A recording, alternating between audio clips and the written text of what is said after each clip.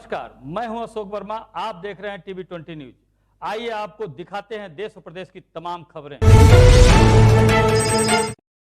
बता दें कि सर्दियों के मौसम में सेहत का ख्याल रखना बहुत आवश्यक होता है। इस मौसम में तमाम तरह की बीमारियों का खतरा बढ़ जाता है। वही बच्चों में भी जल्दी ठंड का असर होता है। अस्पतालों में मरीजों की भीड़ ज़्यादा देखने की नजर आ रही है। अतरौलिया स्थित सबसैया अस्पताल में ओपीडीओं की संख्या बढ़ी है। हर डॉक्टर के पास भीड़ नजर आ रही है। स्वास्थ्य विशेषज्ञ सभी लोगों को स्वास्थ्य और पौष्टिक आहार के सेवन की सलाह देते हैं।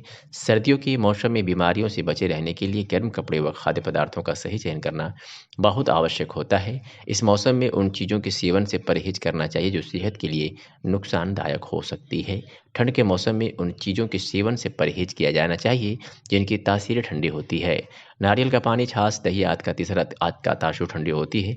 सर्दियों के मौसम में इन चीज़ों का सेवन करना सेहत के लिए हानिकारक हो सकता है।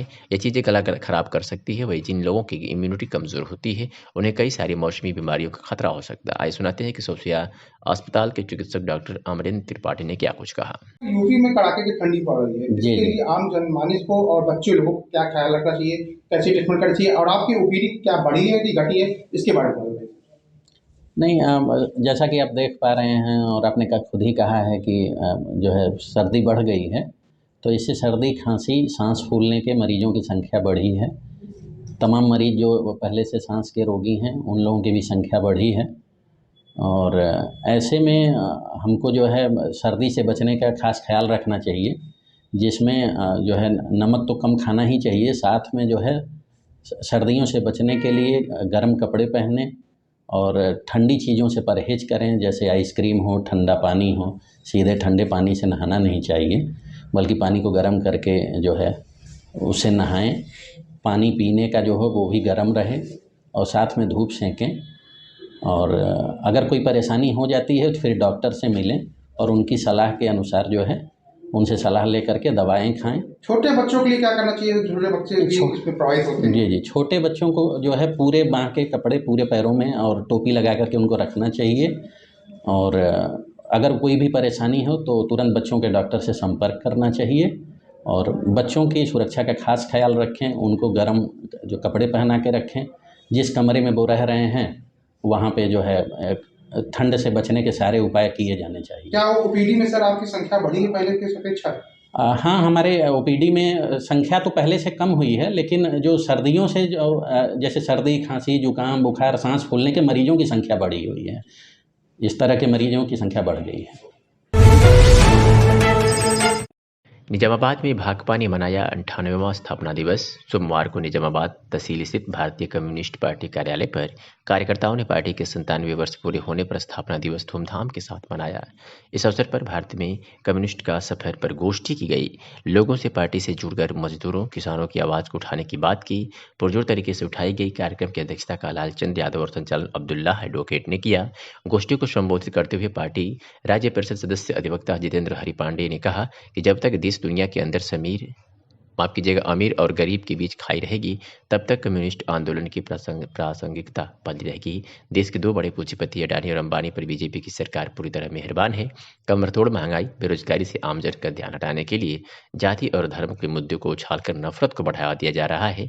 आमजन की बात उठाने वाले सामाजिक राजनीतिक कार्यकर्ताओं को डराने, धमकाने और जेल में डालने की कार्रवाई सरकार में जितनी तेजी से हो रही है उतनी किसी सरकार में नहीं हुई थी। पार्टी प्रदेश कंट्रोल कमीशन के सदस्य कामरेड हरिगेन राम ने कहा कि भाकपा अपने जन्मकाल से अब तक गरीबों, मजदूरों, किसानों और विद्यार्थी नौजवानों की समस्याओं पर निरंतर संघर्ष करती रही है। भारत में भाकपा की एक ऐसी राष्ट्रीय पार्टी जिसका झंडा और चुनाव निशान आज़ादी के बाद से अब तक एक है। अन्य पार्टी पदाधिकारियों ने भी पार्टी को मजबूत बनाने के लिए पार्टी में नए सदस्यों की भर्ती करके जनता के सवालों पर जन आंदोलन तेज करने की बात रखी। इस अवसर पर अजय कुमार तिवारी, जलाउद्दीन, राजनारायण, राजीव कुमार, अशोक कुमार यादव, राम प्रसाद यादव, बबलू आदि उपस्थित रहे। सर, आज कौन कार्यक्रम चल रहा है?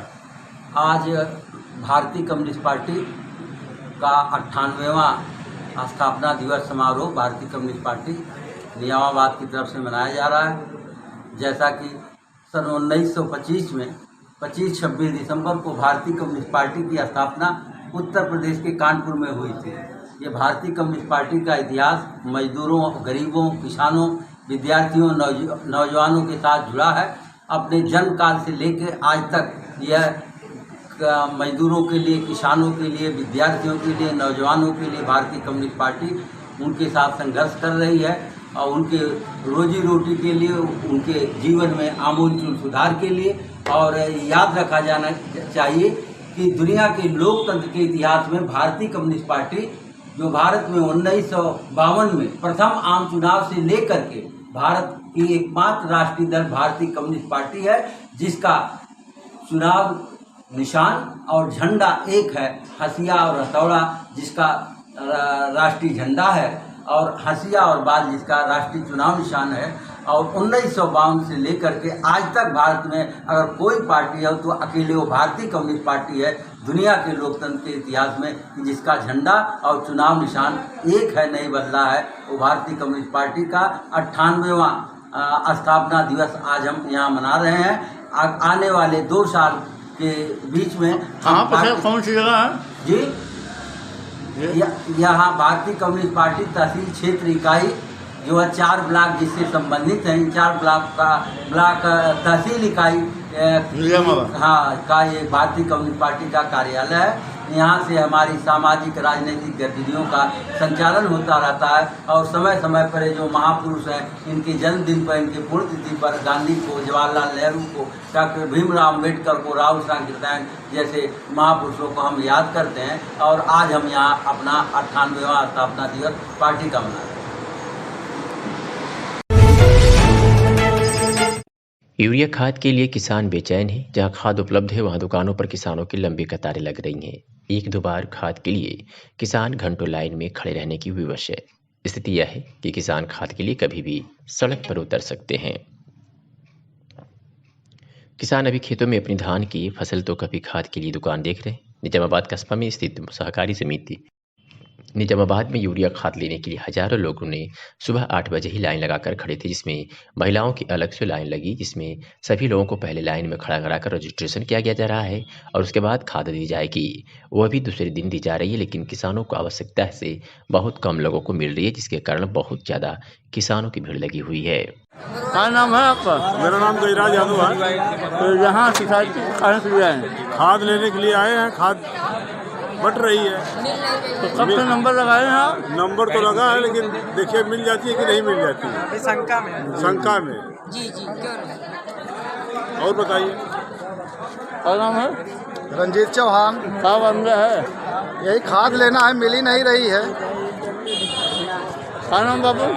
मनोज यादव, ग्राम बरकोला जी। खाद लेने आए हैं। कौन सी खाद? हाँ, कौन सी खाद? यूरिया। और मिल नहीं रही है, यहाँ पर जनसंख्या ज़्यादा है। कब से लाइन में हो बाबू? सुबह से 7 बजे से। क्या नाम है आपका? हमारा नाम हरिया प्रसाद तिवारी जी। कहाँ पर आए हुए हैं शिकायत? हम आए हैं यूरिया खाद लेने के लिए निजामाबाद सोसाइटी पर। तो कब से नंबर लगाए हैं? नंबर तो लगाए हैं 10 बजे से। जी मिला नहीं। क्या बता रहे हैं? बता रहे हैं अभी अंगूठा लगाए हैं, अभी बाद में मिले। क्या नाम है दादा?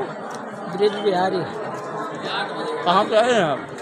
खाद लेने मिला अभी नहीं। पूछ रहे हैं कहाँ से आए, बतावा ना। मिठनपुर से आए। मिठनपुर। ठीक।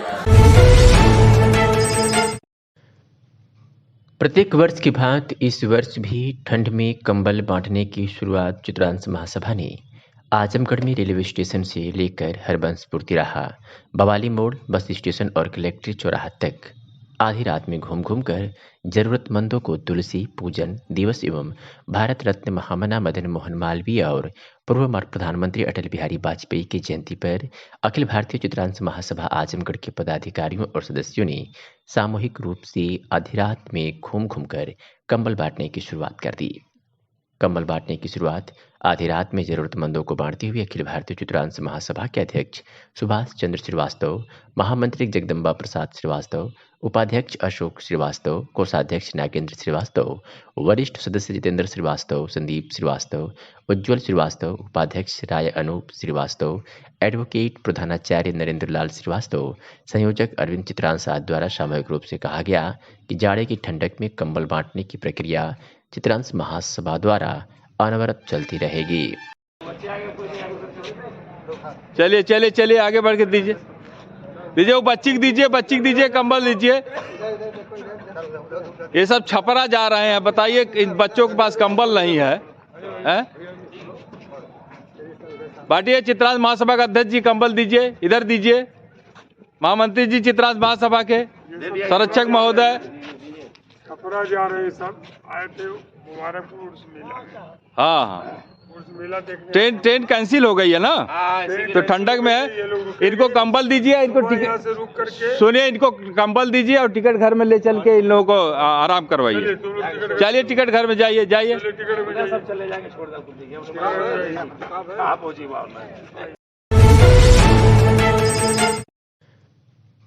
प्रत्येक वर्ष की भांति इस वर्ष भी ठंड में कंबल बांटने की शुरुआत चित्रांश महासभा ने आजमगढ़ में रेलवे स्टेशन से लेकर हरबंसपुर तिराहा, बवाली मोड़, बस स्टेशन और कलेक्ट्रेट चौराहा तक आधी रात में घूम घूम कर जरूरतमंदों को तुलसी पूजन दिवस एवं भारत रत्न महामना मदन मोहन मालवीय और पूर्व प्रधानमंत्री अटल बिहारी वाजपेयी की जयंती पर अखिल भारतीय चित्रांश महासभा आजमगढ़ के पदाधिकारियों और सदस्यों ने सामूहिक रूप से आधी रात में घूम घूम कर कंबल बांटने की शुरुआत कर दी। कंबल बांटने की शुरुआत आधी रात में जरूरतमंदों को बांटते हुए अखिल भारतीय चित्रांश महासभा के अध्यक्ष सुभाष चंद्र श्रीवास्तव, महामंत्री जगदम्बा प्रसाद श्रीवास्तव, उपाध्यक्ष अशोक श्रीवास्तव, कोषाध्यक्ष नागेंद्र श्रीवास्तव, वरिष्ठ सदस्य जितेंद्र श्रीवास्तव, संदीप श्रीवास्तव, उज्ज्वल श्रीवास्तव, उपाध्यक्ष राय अनूप श्रीवास्तव, एडवोकेट प्रधानाचार्य नरेंद्र लाल श्रीवास्तव, संयोजक अरविंद चित्रांश द्वारा सामूहिक रूप से कहा गया कि जाड़े की ठंडक में कंबल बांटने की प्रक्रिया चित्रांश महासभा द्वारा अनवरत चलती रहेगी। चलिए चलिए चलिए, आगे बढ़ के दीजिए, दीजिए। वो बच्ची को दीजिए, बच्ची को दीजिए, कंबल दीजिए। ये सब छपरा जा रहे हैं। बताइए, इन बच्चों के पास कंबल नहीं है, हैं? बांटिए। चित्रांश महासभा का अध्यक्ष जी कंबल दीजिए, इधर दीजिए। महामंत्री जी चित्रांश महासभा के, संरक्षक महोदय। छपरा जा रहे हैं, सब आए थे मुबारकपुर उर्स मेला। हाँ हाँ, उर्स मेला देखने। ट्रेन कैंसिल हो गई है ना, तो ठंडक में है। इनको कंबल दीजिए, इनको टिकट से रुक करके। सुनिए, इनको कंबल दीजिए और टिकट घर में ले चल के इन लोगों को आराम करवाइए। चलिए टिकट घर में जाइए, जाइए। सब चले जाएंगे, छोड़ दो।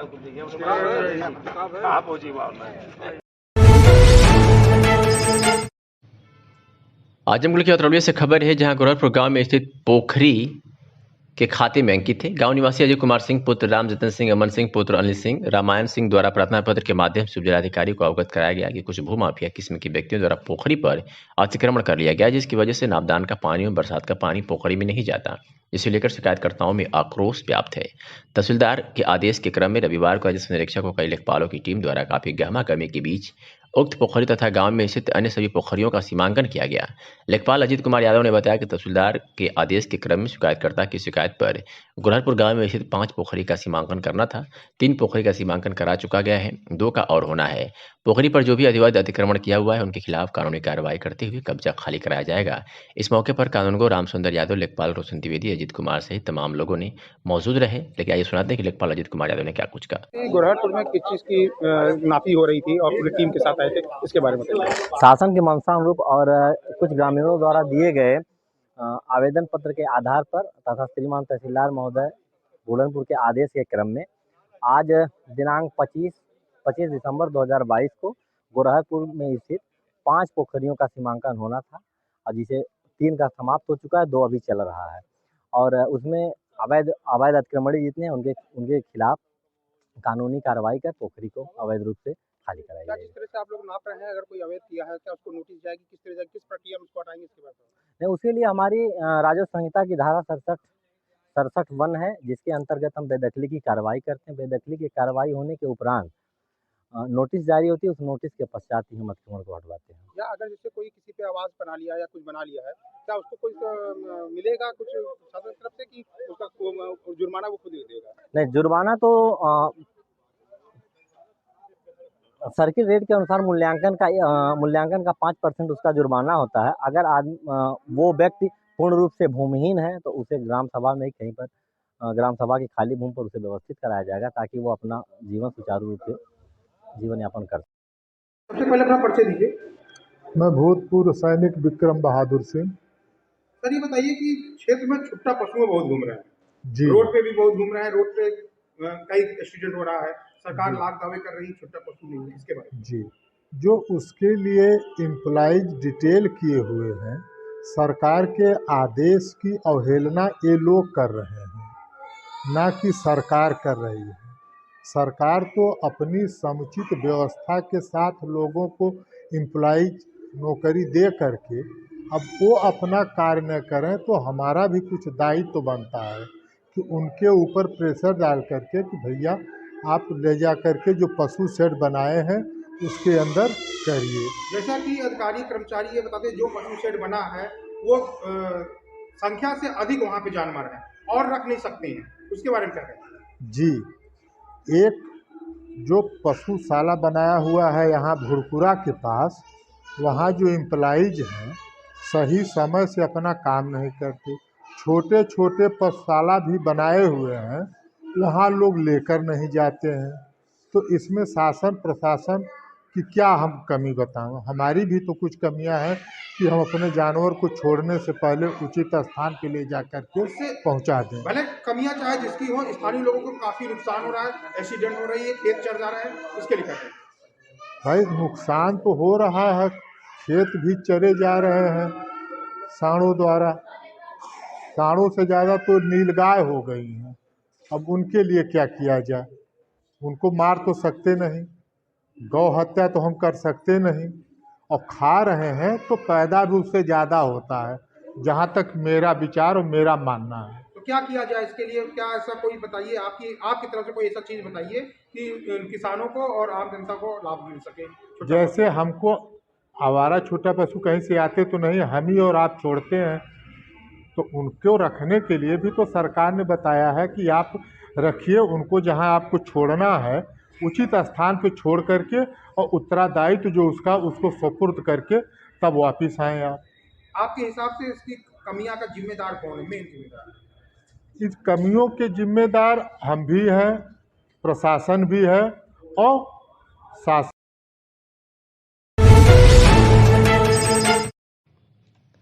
अम्बेडकर नगर जिले में एक अजीबोगरीब मामला सामने आया है कि पोस्टमार्टम हाउस पर एक मृतक व्यक्ति का शव लेने के लिए दो महिलाएं आपस में भिड़ गई। मामला बढ़ता देख महिला पुलिसकर्मियों को बुलाना पड़ा। शव को लेकर बढ़ता विवाद पुलिसकर्मियों की सिरदर्दी बढ़ा दी। काफ़ी जद्दोजहद के बाद मृतक पति शव को उसकी पहली पत्नी को दिया जा सका। मामला अम्बेडकर नगर जनपद के आलापुर थाना क्षेत्र के आरोपुर गाँव के निवासी हीरालाल ने अपनी पत्नी व बच्चों को छोड़कर कटका थाना क्षेत्र के मुडेहरा गांव निवासी एक महिला के साथ रहने लगा। महिला के साथ लिव इन रिलेशनशिप में रहने के दौरान एक बच्चे का पिता बन गया और अपने हिस्से की कुछ संपत्ति दूसरी पत्नी के बच्चे को लिख भी दिया। और जब संदिग्ध परिस्थितियों में हीरालाल का निधन हो गया, जानकारी पहली पत्नी को हुई तो वो थाना कटका में पति हीरालाल की हत्या की आशंका जाहिर करते हुए थाने में तहरीर दी और पोस्टमार्टम की मांग की। मौके पर पहुंची पुलिस ने शव का पंचनामा करने के लिए पोस्टमार्टम हाउस भेजा। पोस्टमार्टम हाउस पर पहुंची दोनों पत्नियों ने मृतक का शव लेने के लिए पुलिस से मांग करने लगी। एक शव के दो दावेदार होने के कारण पुलिस के लिए असमंजस की स्थिति उत्पन्न हो गई। काफी जद्दोजहद और सूझबूझ के बाद पुलिस ने मृतक हीरालाल का शव पहली पत्नी को सौंप दिया। हमारे पिताजी की डेथ हो गई थी कल सुबह। पोस्टमार्टम के लिए बॉडी लाया गया, अभी तक बॉडी हमें नहीं मिल पाई है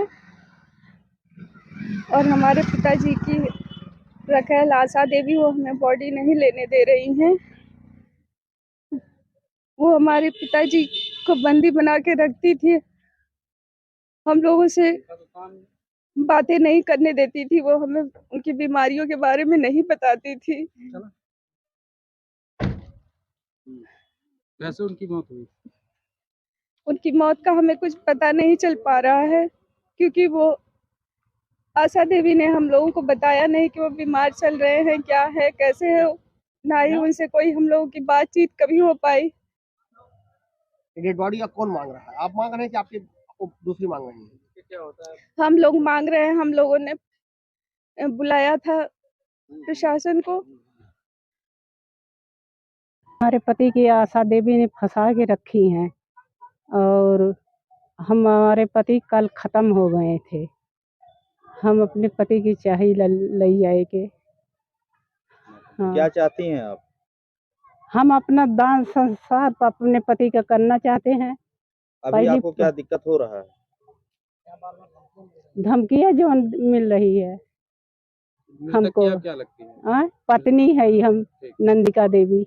है मामला प्रॉपर्टी के लोग चाह रहे हैं कि इस बच्चे का कुछ ना मिले, सब हमको मिले। सर आज 15 साल से हमने सेवा किया, हमारा कुछ नहीं बनता। इस बच्चा कहाँ जाएगा? अनाथ बच्चा, न मैं कमा सकती हूँ, न पढ़ी लिखी हूँ, न ये बच्चा कुछ कर सकता। मेरा कैसे जीवन बीतेगा? इनके साथ सर हमारी शादी हुई, एफिडेविट बनी है शादी की, कोर्ट मैरिज नहीं हो सकती थी, इसलिए कोर्ट मैरिज नहीं हुई। पहले पति से क्या आपका तलाक हुआ था? हाँ सर हमारा तलाक हुआ है सर। लाश सर उनकी आखिरी अंतिम इच्छा थी कि हमारा बेटा, ये लोग हमको जेल करवाए, हमको मारे, घूसे, जबरदस्ती समाज के सामने लाते। उत्तर प्रदेश माटी कला बोर्ड के अध्यक्ष ओम प्रकाश गोला प्रजापति की अध्यक्षता में कलेक्ट्रेट सभागार में उत्तर प्रदेश माटी कला बोर्ड द्वारा संचालित योजनाओं की समीक्षा की गई। उन्होंने कहा कि विभागीय योजनाओं का व्यापक प्रचार प्रसार कराया जाए। उन्होंने अधिकारियों को निर्देश दिया कि माटी के लिए आवेदन करने वाले व्यक्तियों का पट्टा निर्धारित समय में किया जाए। उन्होंने कहा कि वे प्रदेश एवं भारत सरकार के ड्रीम प्रोजेक्ट में शामिल हैं। उन्होंने कहा कि इसमें यदि किसी भी प्रकार की समस्या आती है तो तत्काल अवगत कराया जाए ताकि बोर्ड की मीटिंग में रखा जाए। श्री प्रजापति ने अधिकारियों को निर्देश दिया कि व्यक्तिगत कार्यों के लिए प्रयोग की जा रहे ट्रैक्टर ट्राली वालों को परेशान न किया जाए। उन्होंने कहा कि आजमगढ़ की ब्लैक पॉटरी के उत्पादकों को आकर्षक बनाने के साथ ही ब्रांडिंग में किया जाए। उन्होंने कहा कि परंपरागत उत्पाद के साथ ही आधुनिक एवं आकर्षक उत्पाद बनाने के लिए आधुनिक मशीनों टेक्नोलॉजी का प्रयोग किया जाए। उन्होंने कहा कि समाज, धर्म एवं राष्ट्र से जुड़कर काम को किया जाए। उन्होंने कहा कि अपने कार्यों में परिवर्तन लाइए ताकि आर्थिक एवं सामाजिक रूप से सुदृढ़ हो सके। श्री प्रजापति ने कहा कि माटी और के उत्पादकों को बेचने के लिए मार्केट से सीधा संपर्क बनाए, बिचौलियों से बचे। उन्होंने कहा कि अपने उत्पादों को यूट्यूब, इंस्टाग्राम, फेसबुक एवं व्हाट्सएप के माध्यम से प्रचार प्रसार करें। 9 सूत्रीय मांगों को लेकर उत्तर प्रदेश लेखपाल संघ आजमगढ़ इकाई के लेखपालों ने लेखपाल भवन में बैठक की। इस दौरान विभिन्न समस्याओं पर चर्चा कर जिलाधिकारी को अवगत कराने के लिए समय मांगा। सोमवार को लेखपाल भवन में लेखपाल संघ के जिला संयोजक शकील अहमद के नेतृत्व में जनपद के लेखपालों ने बैठक का आयोजन किया, जिसमें जनपद के विभिन्न तहसीलों के लेखपालों ने भाग लिया। इस दौरान बैठक को संबोधित करते हुए जिला संयोजक शकील अहमद ने कहा कि लेखपाल संवर्ग की विभिन्न समस्याएं हैं, इन समस्याओं पर जिला प्रशासन ध्यान नहीं दे रहा है, जिससे आए दिन लेखपालों को समस्याओं का सामना करना पड़ रहा है। बैठक में 9 सूत्रीय मांगों को लेकर लेखपालों ने डीएम से मिलने का निर्णय लिया। वही लेखपाल संघ के संयोजक रामप्यार यादव ने कहा कि लेखपाल विभिन्न समस्याओं से जूझ रहे हैं, इसके बारे में अधिकारियों का अवगत कराया जा चुका है, बावजूद इसके समस्याओं का समाधान नहीं हो रहा है, जिससे लेखपालों में आक्रोश व्याप्त है। पुलिस अधीक्षक कार्यालय पर आज अचानक महिलाओं के आक्रोश शिकार एक भाजपा नेता हो गए। किसी तरह विश्वास मौजूद पुलिस बल ने भाजपा नेता को महिलाओं से बचाया। दरअसल सोमवार को महिलाओं का समूह एयरपोर्ट के विस्तारीकरण के विरोध में किसान नेता राजू यादव की पुलिसिया उत्पीड़न के विरोध में पुलिस अधीक्षक कार्यालय पर पहुंची थी। इसी दौरान भाजपा नेता कहे जाने वाले गुड्डू सिंह भी किसी कार्य से एसपी कार्यालय पर पहुंचे। इसी दौरान उन्होंने प्रदर्शनकारी महिलाओं और पुरुषों को कथित तौर पर गुंडा कहने पर महिलाएं भड़क गई, जिसके बाद आक्रोशित महिलाओं की भाजपा नेता से नोकझोंक हुई। अपने को भीड़ में फंसा देख भगवान को याद कर महिलाओं के सामने नतमस्तक होने की नौबत आ गई। इसके बाद भी मामला शांत नहीं हुआ। मौके पर पहुंचे सीओ सदर शक्ति मोहन अवस्थी ने किसी तरह से पुलिसकर्मियों की मदद से भाजपा नेता को वहां से निकाला, जिसके बाद दोनों पक्ष पुलिस अधीक्षक के सामने पेश हुए। भाजपा नेता पुलिस अधीक्षक कार्यालय से किसी तरह से निकले जरूर, लेकिन उनके चेहरे पर पसीना देख पूरे दिन इस घटना की चर्चा जोरों पर होती रही।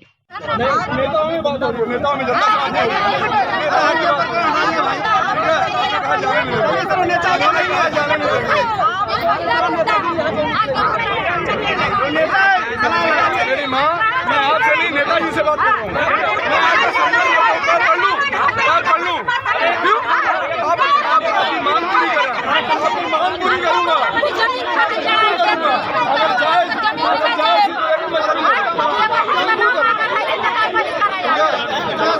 कुछ लोग बैठे हुए थे, आज कार्यालय का घेराव भी किया था, तो क्या मांगे नहीं उनकी और आपसे क्या बात?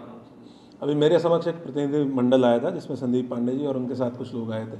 उनके द्वारा एक ज्ञापन मुझे दिया गया है और एक प्रार्थना पत्र दिया गया है जिसमें कुछ बातें अंकित की गई है। उसकी जांच कराने का मेरे द्वारा उनको आश्वासन दिया गया है और नॉर्मल बड़े अच्छे माहौल में वार्ता हुई और मेरे द्वारा उनको आश्वस्त किया गया है कि पुलिस कोई भी जो हम लोग लॉ एंड ऑर्डर की ड्यूटी करते हैं उसको सुनिश्चित किया जाएगा और किसी के साथ भी किसी प्रकार का दुर्व्यवहार पुलिस के द्वारा न किया गया है, न किया जाएगा। इसी के बारे में आपस में बातचीत हुई। सर, उसमें राजीव यादव भी थे, उनका आरोप था कि क्राइम ब्रांच के लोगों ने सादे बीच में उनको उठा लिया। आजमगढ़ में जिला कांग्रेस कमेटी कार्यालय पर पूर्व कार्यकारी अध्यक्ष रमेश राजभर की अध्यक्षता में कांग्रेसियों की एक बैठक हुई। बैठक में भारत जोड़ो यात्रा के उत्तर प्रदेश पहुंचने पर उसमें शामिल होने को लेकर तैयारी बैठक हुई और तत्पश्चात जुलूस निकालकर कांग्रेसियों ने नफरत छोड़ो भारत जोड़ो नारे के साथ उत्तर प्रदेश कांग्रेस कमेटी द्वारा प्रेषित भारत जोड़ो यात्रा में शामिल होने के लिए आमजन में आमंत्रण पत्र वितरित किया और भारत जोड़ो यात्रा में शामिल होने की अपील की। पूर्व कार्यकारी अध्यक्ष रमेश राजवर ने कहा, अखिल भारतीय कांग्रेस कमेटी के पूर्व राष्ट्रीय अध्यक्ष राहुल गांधी कन्याकुमारी से कश्मीर तक भारत जोड़ो यात्रा पर हैं। भारत जोड़ो यात्रा को अपार जन समर्थन मिल रहा है। भारत जोड़ो यात्रा में शामिल होने के लिए आजमगढ़ कांग्रेस कार्यालय में बसों एवं अन्य निजी साधनों से 500 लोग भारत जोड़ो यात्रा में शामिल होने के लिए रवाना होंगे। हत्या के प्रयास में मुकदमे में फंसी आरोपियों द्वारा साजिश के तहत झूठे मुकदमे में फंसाए जाने से परेशान पीड़ित परिजनों ने पुलिस अधीक्षक को शिकायती पत्र सौंपकर निष्पक्ष जांच कर दोषियों के खिलाफ कार्रवाई की मांग की है। पुलिस अधीक्षक कार्यालय पर शहर कोतवाली के हथिया गांव की रहने वाली दर्जनों महिलाएं पुलिस अधीक्षक कार्यालय पर पहुंची। पीड़ित बृजभान निषाद के घर की महिलाओं का आरोप है कि कुछ दिनों पूर्व कुंदन अंगद सहित 6 लोगों ने बृजभान को मारपीट कर घायल कर दिया था। इस मामले में सभी के खिलाफ हत्या के प्रयास का मामला दर्ज था। इसी रंजिश को लेकर आरोपियों ने फर्जी केस में फंसाने के लिए बृजभान के खिलाफ साजिश के तहत शहर कोतवाली में एक मुकदमा दर्ज करा दिया गया, जबकि जिस समय का यह मुकदमा किया गया है उस समय बृजभान घर पर ही मौजूद था। पीड़ित परिजनों ने पुलिस अधीक्षक से इस मामले में निष्पक्ष जांच कर दोषियों के खिलाफ कार्रवाई की मांग की है। क्या नाम है आपका? मेरा नाम कुसुम निषाद है। और कहाँ रहने वाली है? हथिया गांव के हम हैं। आज यहाँ एसपी आपके यहाँ क्या है पूरा मामला, किस लिए आए हैं? मामला यह है कि मुन्ना निषाद सुनील उनका लड़का है, एक लड़की का उसके साथ अफेयर था। लड़की सोनकर कास्ट की है। बकिया वो जो है कि उसमें जो वो एक बार पकड़ा गया था, उसके बाद थाना कोतवाली में उनका FIR हुआ था। फिर 2 रोज 16 सपाट कर लिए थे। फिर बाद में जो है वो उसके घर पकड़ा गया। उसके बाद उसमें हमारे देवर को फंसाया जा रहा है, जबकि हमारा देवर हमारे घर हमारे पास मौजूद थे। उसके लिए फिर जो है कि हम उसमें जो पुरानी साजिश मतलब पुराने कुछ हुआ था उसी को लेकर अंगद सोनकर कुंदन सोनकर वही वो लोग फंसाया जा रहा। ना उनका नाम है कोई, ना उसमें कोई उनका दबाव बना। मामला क्या है बस मतलब वही जो है जांच कर रहे हैं अभी। हाँ, उनका ना ही उसमें कोई नाम है उनका, ना ही उनके पिता का नाम है, ना गांव का नाम है। बस सिर्फ मतलब हमें क्या हमें उनको न्याय मिलना चाहिए और क्या चाहते हैं हम। योगी सरकार की लाख कोशिश के बावजूद भी भूमाफियाओं की कमर नहीं टूट पा रही है। भूमाफिया को राजस्व व स्थानीय पुलिस का भी संरक्षण मिल रहा है। ताजा मामला मुबारकपुर थाना क्षेत्र के रसूलपुर व्यवहारा गांव का है, जहाँ राजस्व व पुलिस की विभाग की मिलीभगत से भूमाफिया भूमि पर कब्जा कर रहे थे, जबकि इस भूमि का विवाद न्यायालय में लंबित है। इस मामले को लेकर दर्जनों की संख्या में पीड़ित जिलाधिकारी व पुलिस अधीक्षक से मिले और भूमाफियाओं के खिलाफ कार्रवाई की मांग की। जिलाधिकारी कार्यालय पर महिलाओं के साथ प्रदर्शन कर रहे लोग मुबारकपुर थाना क्षेत्र के व्यवहारा गाँव के रहने वाले हैं। आरोप है कि भूमाफिया की विभाग व पुलिस की मदद से एक भूमि पर कब्जा करने के लिए पहुंचे और भारी विरोध के चलते उनके मंसूबे कामयाब नहीं हो सके। पीड़ितों ने बताया कि जबकि भूमि का मामला न्यायालय में लंबित है, इस दौरान अधिकारियों ने पीड़ितों को भरोसा दिया जब तक न्यायालय का फैसला नहीं आ जाता तब तक उसकी भूमि पर यथास्थिति कायम रहेगी, साथ ही दोषियों पर कार्रवाई होगी। हमारा नाम गुलाम मोहम्मद, हमारे भाई का नाम है गुलाम। कहाँ के रहने वाले हैं? रहने वाले रसूलपुर व्यवहारा थाना मुबारकपुर। क्या मामला है आप लोग इकट्ठा हुए? मामला ये है सर कि हम जो हमारे भाई गुलाम रसूल स्वर्गीय अभी 20 दिन हुआ है, मर गए हैं। वो जो है मतलब कि ज़मीन जो है मौला यादव से 1996 में मुआवजा व्यय कराए थे। उन्होंने मतलब अपना जो है ज़मीन हमको कब्जा दखल दे दिया और कहे कि 3 साल के अंदर ही हम जो है बैनामा कर देंगे। 3 साल के अंदर जब 2 महीना 3 महीना बाकी था तब हम लोग जो है फिर पूछे कि ऐसा है चल कर बैनामा कर दीजिए, तो वो कहे कि ऐसा हम बैनामा नहीं करेंगे, हम दूसरे को अब बेचेंगे। तो हम लोगों ने जो है जा कर के माननीय न्यायालय में अपील कर दी। कल क्या विवाद हुआ वहाँ पर? कल वही सीरियल नंबर बता रहा हूँ। विवाद बताओ। ये विवाद कल विवाद जो भूमाफिया जो अभी साल भर हुआ है मतलब लिए हैं, वो अपना जो है पुलिस को और मतलब ये राजस्व विभाग के कुछ टीम को खरीद करके वो जा कर के वहाँ पे जो है कब्जा कर रहे थे कि कब्जा किया जाए। प्रशासन द्वारा क्या आश्वासन मिला है? प्रशासन द्वारा ये आश्वासन मिला है, कप्तान साहब यही कहे हैं और ये SDM साहब भी यही कहे हैं कि आप लोग जो है अब जाइए, आप ऐसा नहीं होगा, न कोई मतलब वहाँ जाएगा जब तक माननीय न्यायालय का फैसला नहीं हो जाता। ठीक है। पुलिस द्वारा कुछ कहा गया आप लोगों को है? जी, पुलिस द्वारा भी कुछ कहा गया है? पुलिस द्वारा मतलब कि कप्तान साहब कहे हैं कि ऐसा जो है दहलंगाई से कोई ऐसा नहीं कोई करने जाएगा और न कोई मतलब थाने पे गए तो क्या विवाद हुआ था? हाँ, मौके पर पूरा विवाद हुआ था। मौके पर अगर हम लोग जो है मतलब कि अगर न हटें बचें तो मतलब कि कितने जो है वहाँ पे जाने चली गई क्या उसकी पुलिस मेहरारू पुलिस पुलिस में कुछ आप लोग गलत गलत कर रहे थे कुछ? हाँ, पुलिस जो है वहाँ जो है पुलिस जो है गलत नहीं कर रही थी, लेकिन इतना है कि पुलिस जो है भू माफियाओं के पक्ष में थी। क्या चाहते हैं आप लोग? हम लोग यही चाहते हैं कि जब तक अदालत का फैसला न हो जाए तब तक वहाँ पे जो है ये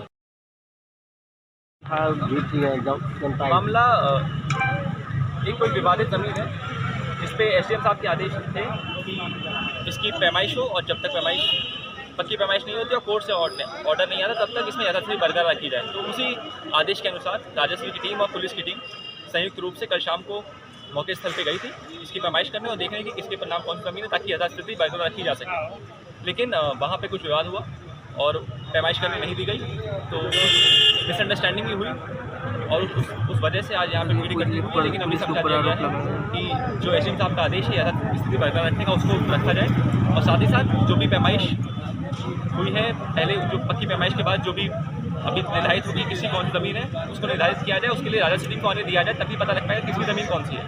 इसका निर्देश किया गया है, अभी पक्ष संतुष्ट है और इसमें निदात्मक कार्रवाई भी की जाएगी। एक जनता द्वारा कहा जा रहा है कि थाने द्वारा कुछ इन लोगों को डांटा जाता है या कुछ कहा जाता है, उसको क्या कहना आपका? नहीं, पुलिस देखिए जनता की दोस्त होती है तो डांटने का कोई औचित्य नहीं बनता। तो अगर ऐसी आपके पास सामने कोई सूचना आ रही है कि अगर किसी को डांटा जा रहा है, किसी गलत तरीके से बात की है, तो उसको हमारे आप सामने रखिए और उसको जरूर बताइए। आजमगढ़ जिले के एरौला थाना क्षेत्र के पारा गांव निवासी मौर्य दंपत्ति हत्याकांड के खुलासे एवं उप मुख्यमंत्री केशव मौर्य द्वारा दिए गए आर्थिक मदद के आश्वासनों को पूरा करने की मांग को लेकर बीते 71 दिन से अंबेडकर पार्क में धरने पर बैठे मृतक दंपत्ति के बच्चों सोमवार को जन आंदोलन का आयोजन किया। इस दौरान पीड़ित बच्चों के साथ सामाजिक संगठनों के लोगों ने जुलूस निकालकर प्रदर्शन किया। पीड़ित बच्चों ने कहा कि जब तक घटना में शामिल सभी लोगों की गिरफ्तारी नहीं हो जाती तब तक आंदोलन जारी रहेगा। बता दें कि मौर्य दंपत्ति इंद्रपाल व शकुंतला मौर्य 14 जून को दवा लेने के लिए सागन गए थे। इसके बाद दोनों लापता हो गए। 16 जून को दोनों की लाश अंबाड़ी स्थित एक स्कूल के सामने सड़क के किनारे गड्ढे में पड़ी मिली थी। परिजनों ने 3 के खिलाफ नामजद तहरीर दिया। लंबा समय बीत जाने के बाद भी नामजद एक भी अभियुक्त गिरफ्तारी नहीं हुई। पूर्व में भूख हड़ताल पर बैठने पर पुलिस ने 2 लोगों को साजिशकर्ता के रूप में चिन्हित कर गिरफ्तार किया और जेल भेज दिया। मृतक दंपत्ति के अनाथ बच्चे हत्याकांड के पूर्व खुलासे को सरकारी नौकरी व मुआवजा सहित आदि की मांग को लेकर 17 अक्टूबर से धरने पर बैठे हैं। धरने के 71वें दिन पीड़ित बच्चों ने सामाजिक संगठनों व अन्य लोगों के साथ कलेक्ट्रेट क्षेत्र में जुलूस निकालकर प्रदर्शन किया। पीड़ित बच्चों ने घटना का पूर्ण खुलासा करने व मुआवजे की मांग के साथ ही कहा कि जब तक पूर्ण रूप से घटना खुलासा नहीं हो जाता तब तक आंदोलन जारी रहेगा। वहीं पुलिस अधीक्षक अनुरागारी ने कहा कि इस मामले में 2 आरोपियों को जेल भेज गया है, जबकि इस घटना में एक स्पेशल टीम का गठन किया गया है जिसमें एसओजी सर्विलांस जनपद के इंस्पेक्टरों को शामिल किया गया है। विवेचना साइंटिफिक तरीके से आगे बढ़ रही है और गठित टीम जल्द ही अन्य आरोपियों को गिरफ्तार करेगी। बच्चों को आश्वासन दिया गया है, उनकी सुरक्षा पुलिस कर रही है। इसके साथ ही उनकी जो भी जायज मांगे हैं उनको पूरा किया जा रहा है। मेरा नाम प्रिया मौर्य है। अच्छा, आप लोग धरना प्रदर्शन में बैठे थे, आज क्या मामला हुआ आप लोगों के साथ? मेरे माता पिता की 14 जून को किडनैप करके हत्या कर दी थी। 16 तारीख को उनकी डेड बॉडी मिली थी अंबारी जनता इंटर कॉलेज में, और 6 महीने हो गए अभी तक कोई कार्रवाई नहीं हुई है और हम लोग 71 दिन से धरने पे बैठे हैं। क्या गिरफ्तारी नहीं हुई आप लोगों की? जी नहीं, अभी तक नहीं हुई है। नामजद FIR है, गिरफ्तारी नहीं हुई है। 71 दिन से हम लोग धरने पे बैठे हैं। क्या आश्वासन मिला आज डीएम साहब द्वारा आप लोग मिले हैं? डीएम सर बोल रहे हैं कि हमको लिख के दो, जो हमारे बस में है वो हम करेंगे। गिरफ्तारी के लिए? गिरफ्तारी के लिए बोल रहे हैं कि अगर आपको उन पे भरोसा नहीं है तो आप लोग लिख के दीजिए, हम जांच चेंज करवाएंगे, टीम चेंज करवा देंगे। अच्छा, पुलिस कर रही है तो 2-4 लोग अंदर हैं, उस पर आप लोग क्या कर रहे हैं? 2 लोग जो गिरफ्तार हुए हैं वो हमारे पापा का पीछा करते हुए CCTV कैमरे में दिखे हैं। इसी के आधार पर पुलिस ने उनको अरेस्ट किया है। आप क्या चाहती हैं? हम बस इतना चाहते हैं कि हमारे मम्मी पापा को इंसाफ मिले। क्या मेन अभियुक्त अभी फरार है? जी हाँ, क्योंकि जिस तरीके से हमारे मम्मी पापा को टॉर्चर किया गया था वो 2 लोगों की बस की बात नहीं है, उसमें पूरा गैंग है, उसमें 10-12 लोग हो सकते हैं। तो हम बस इतना चाहते हैं जिन्होंने भी ये काम किया है वो पूरी गैंग पकड़ी जाए और उसको जितनी कड़ी से कड़ी सज़ा हो सके वो मिले। और रही बात हमारे मुआवजे की, तो उन्होंने हमने डीएम सर से बात की तो वो बोल रहे हैं कि हमने लेटर लिख के दिया था लेकिन अभी वहाँ से आया नहीं है। आप लोग रहने के लिए क्या व्यवस्था की जा रही है? रहने के लिए हॉस्टल बोले हैं कि हाँ तुम लोग के रहने के लिए हॉस्टल की व्यवस्था की जाएगी।